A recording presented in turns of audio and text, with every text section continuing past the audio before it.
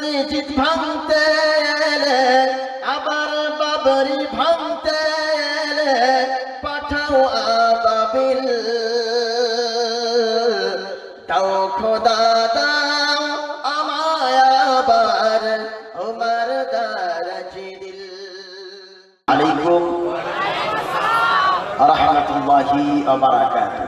মাশাআল্লাহ। এবার আমি বুঝতে পারলাম যে আমার সামনে সবাই পুরুষোচিত কণ্ঠ নিয়ে জীবিত এবং উজ্জীবিত মানুষেরা বসে আছে। আল্লাহ রাব্বুল আলামিন যেন আমাদের কোরআন থেকে কথা শোনার তৌফিক দান করেন। সবাই বলেন আমিন। আলহামদুলিল্লাহি নাহমাদুহু ওয়া নাস্তাঈনুহু ওয়া নাস্তাগফিরুহু ওয়া নাউযু বিল্লাহি মিন শুরুরি আনফুসিনা ومن سيئات أعمالنا من يهد الله فلا مضل له ومن يضلل فلا هادي له ونشهد أن لا إله إلا الله وحده لا شريك له ونشهد أن سيدنا وحبيبنا ومولانا محمدا صلى الله عليه وسلم عبد الله ورسوله الذي أرسله بالحق بشيرا ونذيرا وداعيا إلى الله بإذنه وسراجا وقمرا منيرا فقد قال الله تعالى في كلام المجيد والفرقان الحميد সবাই আমার সঙ্গে পড়েন আউযু বিল্লাহি মিনাশ শাইতানির রাজীম বিসমিল্লাহির রাহমানির রহিম। বিতাড়িত মরদুদ শয়তানের ওয়াসওয়াসা হইতে মহান আল্লাহ রাব্বুল আলামিনের কাছে পানাহ চাই, যিনি পরম করুণাময়, চরম দয়ালু, বিশেষ কৃপাবান। সে আল্লাহ রাব্বুল আলামিনের নামে শুরু করছি। ইন্নাল্লাহা ওয়া মালাইকাতাহু ইউসাল্লুনা আলান নাবিয়্যি ইয়া আইয়ুহাল্লাযীনা আমানু সাল্লু আলাইহি ওয়া সাল্লিমু তাসলিমা। আল্লাহুম্মা সাল্লি আলা, জোরে জোরে পড়েন,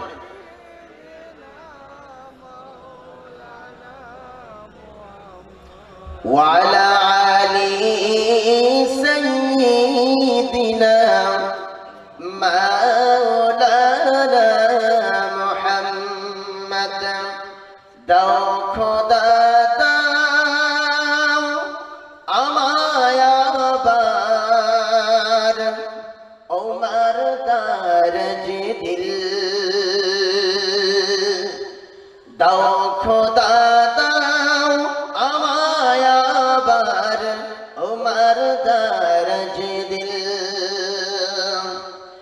দাও আলির মাতবীর সেনানি, আলির মাতবীর সেনানি জাগাতে নিখিল। দাও খোদা দাও আমায় আবার ওমর দারাজে দিল। দাও খোদা দাও আমায় আবার ওমর দারাজে দিল।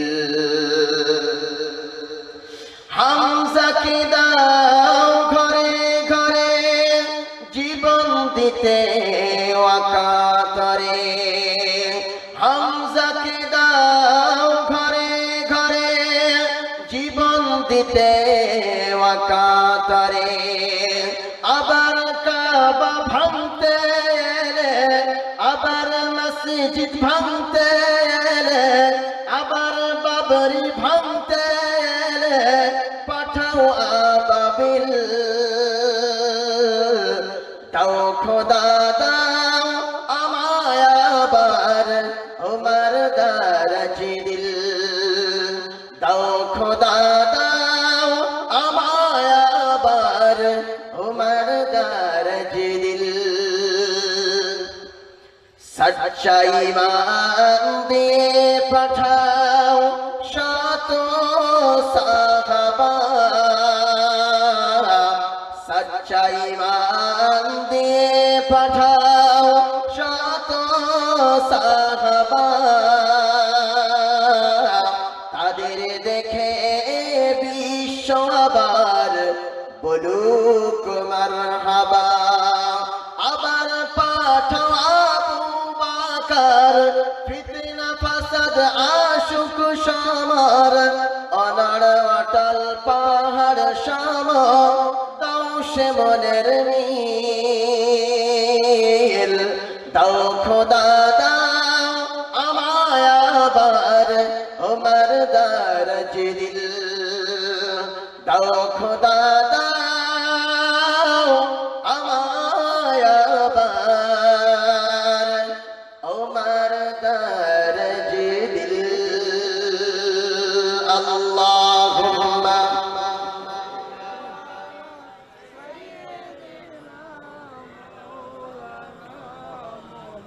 وعلى آل سيدنا مولانا محمد। সবখানি প্রশংসা নিমিত্ত হোক সেই মহান আল্লাহ রাব্বুল ইজ্জাত ওয়াল জালালের প্রতি, যার আছে ইনফিনিট পাওয়ার, সুপারলেটিভ পাওয়ার, সুপ্রিম পাওয়ার, যিনি সীমাহীন শক্তির মালিক, অপ্রতিদ্বন্দ্বী রাজাধিরাজ। সেই মহান আল্লাহ রাব্বুল ইজ্জাতের প্রশংসা করি আর সবাই সমবেত কণ্ঠে উচ্চ আওয়াজে বলিষ্ঠ স্বরে জোরে সরে সবাই মিলে একযোগে বলি আলহামদুলিল্লাহ। এত মানুষের আওয়াজ জোরে হলো না, আরো জোরে বলেন আলহামদুলিল্লাহ।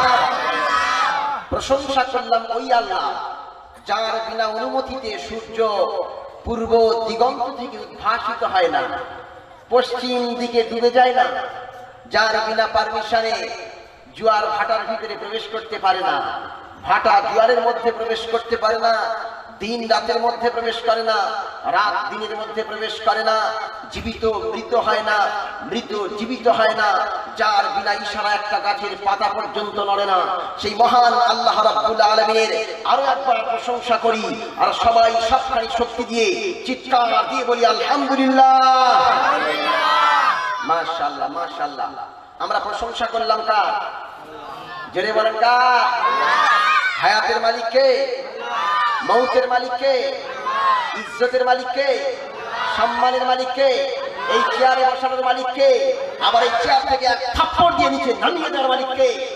সুদ খাওয়ার মালিক কে?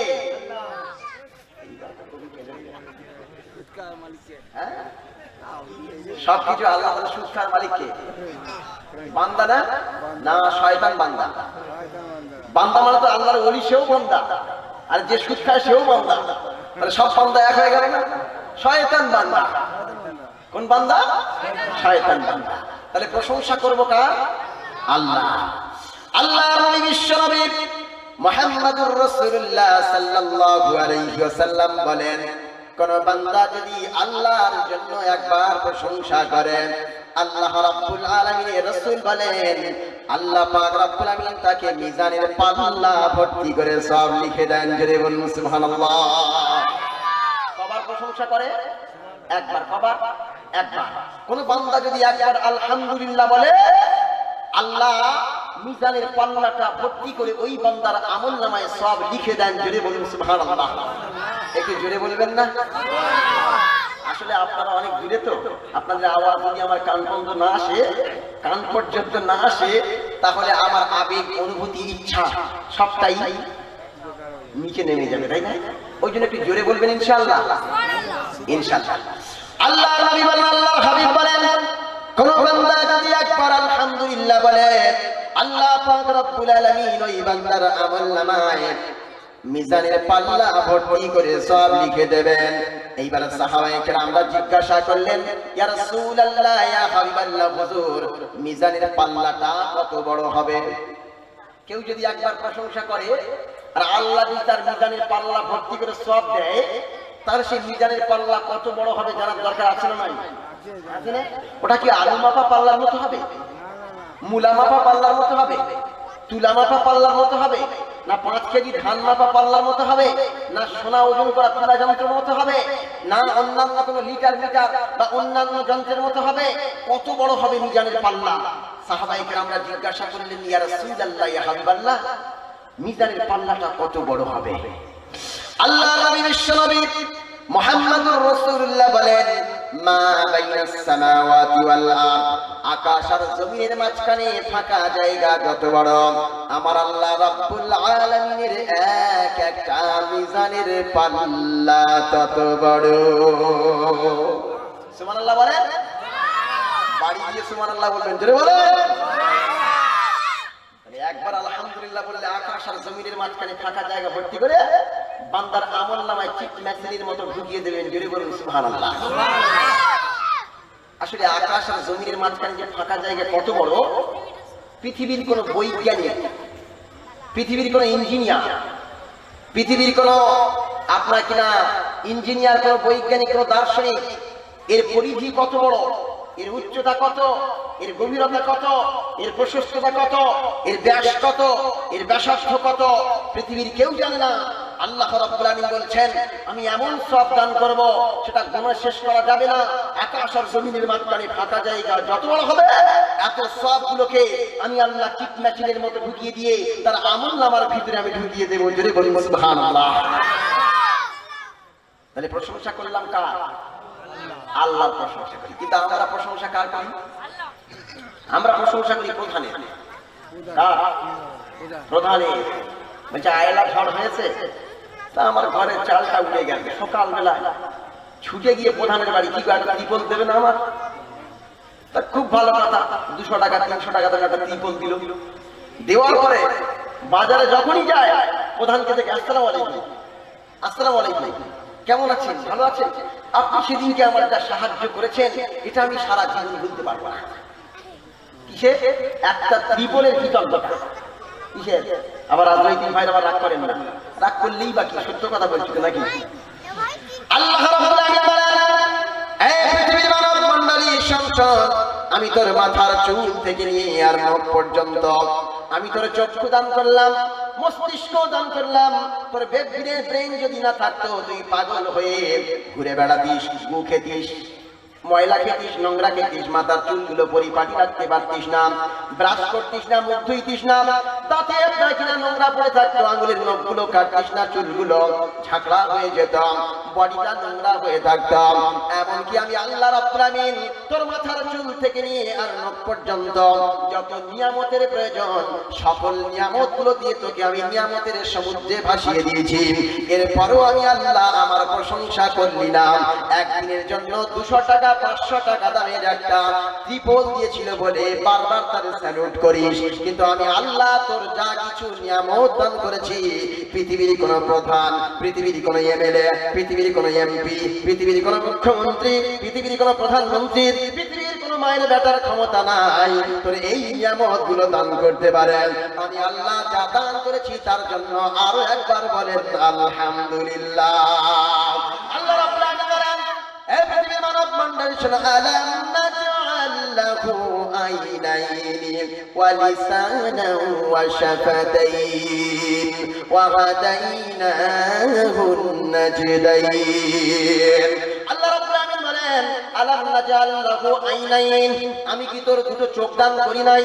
যে চক্ষু দিয়ে 3,32,000 বর্গ মাইল দূরের চাঁদ দেখতে পাস, 9,30,00,000 বর্গ মাইল দূরের সূর্য দেখতে পাস, সহস্র কোটি দূরের তারকা রাজিগুলো দেখতে পাস, তোর জন্মদাত্রী মাকে দেখতে পাস, জন্মদাতা পিতাকে দেখতে পাস, কোরআনের কালো কালো অক্ষরগুলো দেখতে পাস, কোরআন কারীম পড়তে পারিস, এমনকি দিনের আলো বুঝতে পারিস, রাতের অন্ধকার বুঝতে পারিস, কিনা কাবা বাইতুল্লাহকে দেখতে পাস। এই আল্লাহ রাব্বুল আমিন চোখকে নিয়ামতের মধ্যে থেকে শ্রেষ্ঠ নিয়ামত দান করার জন্য আমরা সবাই বলি আলহামদুলিল্লাহ। এই চোখ দিলেন কে? আল্লাহ।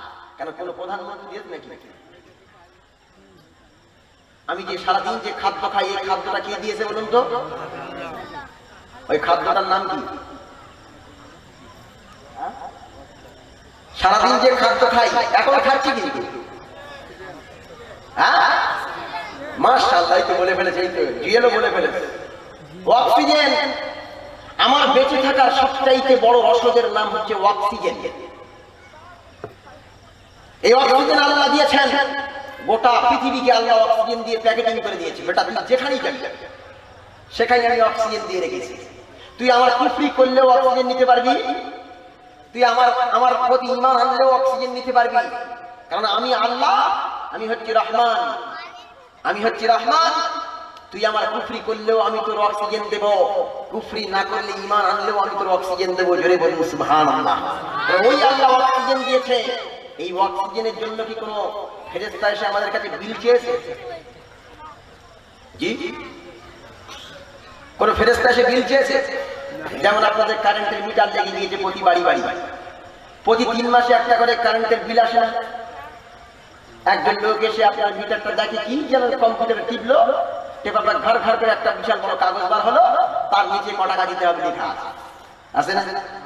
কত ইউনিট আপনি কারেন্ট ইউজ করেছেন, কত ইউনিট আপনি কারেন্ট ইউজ করেছেন, প্রত্যেক ইউনিট 7 টাকা 10 টাকা করে দিতে হয়, মানে লাইট জ্বালানোর জন্য আপনার টাকা দিতে হয়। আল্লাহ রাব্বুল আলামিন বলেন, এই পৃথিবীর মানুষেরা শুন, আমি রাব্বুল আলামিন আল্লাহ তোরে চক্ষু দান করেছি, তোরে ঠোঁট দান করেছি, তোরে চোখ দান করেছি, মাথা দান করেছি, মস্তিষ্ক দান করেছি, হার্ট দান করেছি, গোটা হোল বডিটাকে আমি আল্লাহ দান করেছি। এর জন্য আমার কোনো ফেরেশতা একবারও গিয়ে তোর বাড়িতে বিল হাতে ধইরে দেয় নাই, দেওয়ার পরে বলে নাই যে বেটা তুই 40 বছর বেঁচেছিস, তোর 3 লক্ষ টাকা অক্সিজেনের বিল হয়েছে, টাকা দে। আছে কোন ফেরেশতা এসেছিল? মনে হয় কোন নবী রাসূলের কাছে এসেছিল নাকি? হ্যাঁ, কোন কাফেরের কাছে, কোন মুশরিকের কাছে, আমার ফোনটা দাও, কোন মুশরিকের কাছে এরকম কারো কাছে কি এসেছিল? আসে নাই। আল্লাহ পাক বলছেন, আমি তোরে নিয়ামত দান করেছি, এই নিয়ামতের জন্য আমার শুকরিয়া আদায় কর। জোরে বলুন সুবহানাল্লাহ। আল্লাহ রাব্বুল আলামিন বলেন, লা ইন শাকারতুম লাযীদান্নাকুম ওয়া লা ইন কাফারতুম ইন্না আযাবী লাশাদীদ।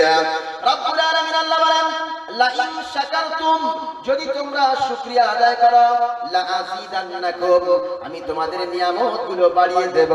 আর ওয়া লা ইন কাফারতুম, আর যদি আমি আল্লাহ আমার কুফরি করো, আমাকে অস্বীকার করো, আমার সঙ্গে বিদ্রোহ করো, আমার বিরুদ্ধে আচরণ করো, তাহলে ইন্না আযাবী লাশাদীদ, তাহলে আমার পাকড়াও কিন্তু কঠিন। আল্লাহ ধরি ধরি ধরে না, ধরলে আর ছাড়ে না, ধরি ধরি ধরে না, ধরি ধরি ধরে না, ধরলে আর ছাড়ে না। যখন ক্যান্সার একবার ধরে নেয়, ব্লাড ক্যান্সার, তখন ও মাল সারা বিশ্ব ছুটে বেড়ায়, কিন্তু কোন ডাক্তার ওরা সারাতে পারে না। ওই জন্য এখনো সময় আছে, ফিরে এসো, সিজদায় নত হও, ফিরে এসো, সিজদায় নত হও, অস্ত্র ছাড়ো, প্রভুর শরণে হৃদয় গড়। ওই জন্য আল্লাহর শুকরিয়া আদায় করতে হবে, আল্লাহর সামনে সে 5 বার মাথা নত করতে হবে, সিজদা করতে হবে, তবেই আল্লাহর প্রকৃত বান্দা হিসাবে আমরা এই পৃথিবীতে থাকতে পারবো। জোরে বলুন সুবহানাল্লাহ।